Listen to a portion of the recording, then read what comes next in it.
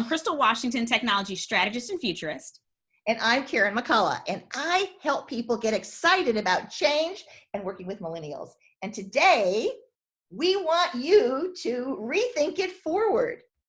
And when we say rethink it forward, what we're talking about is the fact that there are many things that have worked for you in the past that just will not work for you in the future. And if we're to be really honest, they're not even working for us right now anymore.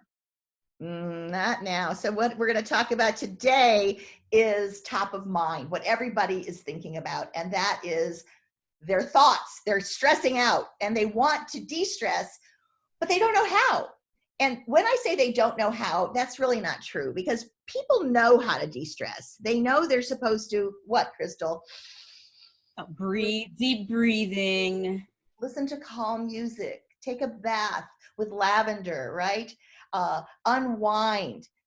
But how can we do that when our mind is constantly full of all of this news that is going on? You see, it's up here in our heads, and our thoughts really control our emotions. And let me tell you about emotions. I'm Italian and I have a lot of emotions. So this one, because I think if I had to learn anything in life, I have had to learn how to take it slow, tune it out, and de-stress. So I thought today that's what we would talk about. Crystal, you have anything to add before I get into my story? No, go ahead and I'll say this. So I'm one of those people that I know I'm supposed to do. I'm supposed to meditate and do all those things. And sometimes I do a great job, Karen. But you know what? Some days I just don't feel like it. Like sometimes the thought of someone telling me to sit down and meditate for 10 minutes, like I want to punch them in the jaw. So that's just my honest truth, right? So sometimes it's so weird. Sometimes you're just not feeling it. It's weird because we know what we're supposed to do, but we don't do it. And I figured that one out a long time ago because I resist everything. Like no matter what, if I say I'm going to meditate, I would only meditate for 5 minutes. I get up ready to meditate. And then as soon as I'm going to go sit for that 5 minutes, a little voice inside of me says, not today, go have some coffee, go turn the TV on. It's almost like we're fighting it to not de-stress. Yes. So I thought what we would do today is talk about fun things that we do. I'm not saying that meditation isn't fun, because I have learned how to meditate using Andy on Headspace. I don't know if you've ever done Headspace. I love Andy's voice. But even Andy, the guy on Headspace, he doesn't really do it for me. So we're going to talk about things that we do that help us relax, turn off the noise in our head, and start really putting our focus onto something else. The first one that I do is I love audible.com. I work by myself here in this office all day, and I need to take breaks. And so I take Audible breaks, and I listen to kind of scary stories. It's weird because I'm not afraid of serial killers like I'm afraid of paying my bills. But once I get my headset on, my little ear pods that we talked about the other day, I can get lost for 15 minutes, 20 minutes. I remember the very first one that I got on audible.com. The very first book was Girl with the Dragon Tattoo. It's like about this thick. That was my first one too. Oh my God. I think it was for me because I'm a little dyslexic and I couldn't read all those big words. But I used to walk my dog Wally, and it was amazing. I did it to actually get thinner and to relax. And it was amazing how thin Wally got because we walked and we walked and we walked and we walked. So I love audible.com. And if you don't want to pay for Audible, because we are trying to be cautious with our money, there is a thing called Libby. It's an app, Libby, and it's the library of all things. And the library has really cool books online. Yeah. So you don't have to pay the fee for Audible. Go to Libby.com, get the app, and start listening to some books. So do you want to put one in, or should I keep going? You keep going and I'll throw in some too. Okay. So I need people. I am an extrovert and I need a lot of people. So I had to figure out, what do I want to do with people? I wanted to create something that was fun. So I love poker.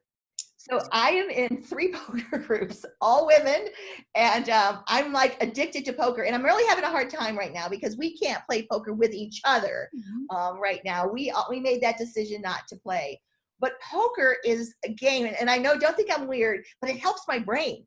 And it helps me think, and I can read people with poker, and it's really helping me in my connections with others and how I read audiences. So right now, our poker groups decided that we would have happy hour. So I have been 3 happy hours. I am really enjoying the vodka, guys, and I am enjoying the company, right? Oh, look at you, got the bottle there, right? You're so funny. I used to drink wine. Now I drink vodka because I'm on keto. Anyway, so those are the things that I do. I, of course, love dancing. And I heard you were talking about dancing. So I want to hear what happened to you. Karen, the most brilliant thing ever. So there's a DJ he's a DJ in real life, but he also has an Instagram account. His name is D Nice. D Nice started having these amazing parties on Instagram. And this past weekend, he hosted a online mix for 9 hours, Karen. He had over 100,000 people were listening to him. And you'd see the names pop up for all the different accounts. So Ellen was there, Michelle Obama was there, the NFL was there, ESPN was there. Oh, I gotta do this. Like everybody was there, and he's just DJing and he's doing these call outs, and everybody all over social media on Twitter and Facebook were talking about, like, they're like, are you in club quarantine too? I'm at club quarantine right now. Where's the after party? And he brought together over 100,000 people dancing and having a good time in isolation in their own homes, right? That is amazing. I'm going to get on the next one. Come to Club Quarantine. I'll give you the details. Club Quarantine. I'll be there. Club Quarantine. Other things you can do to de-stress. I don't know about everyone listening, but I know for me, one of the things that can cause stress is worrying about other people, right? And so I have a family that is extremely spread out all over the country, some even outside of the country. And so yesterday, for the first time, I hosted a family Zoom. Oh, I love it. And I had to give very, very detailed directions because not everyone's technical and we have all age ranges on the Zoom. But it was such a blessing to see all my family members from the East Coast, West Coast, overseas, the Mid-Atlantic, other parts of the South. And we're all seeing each other's faces. We're all telling each other what's going on in our cities, how we're doing. That's great. It was just such a relief for everybody. So I think we all collectively sighed, when it was over because we knew everybody was okay. That's a great idea. Yeah. Yeah. Other things that I do to de-stress is that because I'm not going to the gym and I am someone that goes to the gym regularly, I run stairs. So I live in one of these little skinny houses that has 3 floors. And so I put on my little workout clothes and I just run up and down the stairs until I'm exhausted. And what I find is that any type of that nervous energy gets out. And I think connecting your de-stress to something you love to do. Yeah. I was just watching the Food Channel the other day and they're talking about cooking and they're talking about cooking for your neighbors. I'm not sure if that's good or bad. We've got to put the gloves on when we cook. But if we can begin to think about things that we need, for me, I need people. Yes. I need people. So I get outside to talk to people. We're far away, but you've got to figure out what you need and bring it into your life. And that's going to be the biggest de-stressor besides only watching the news once a day. I think that's powerful.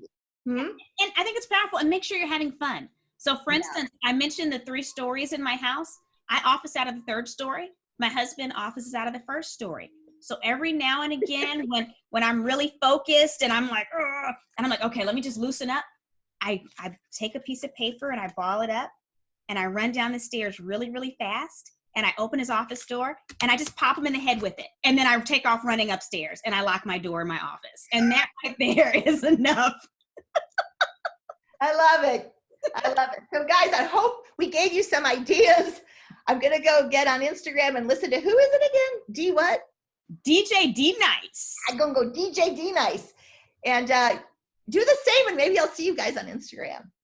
Have a great weekend. Bye-bye.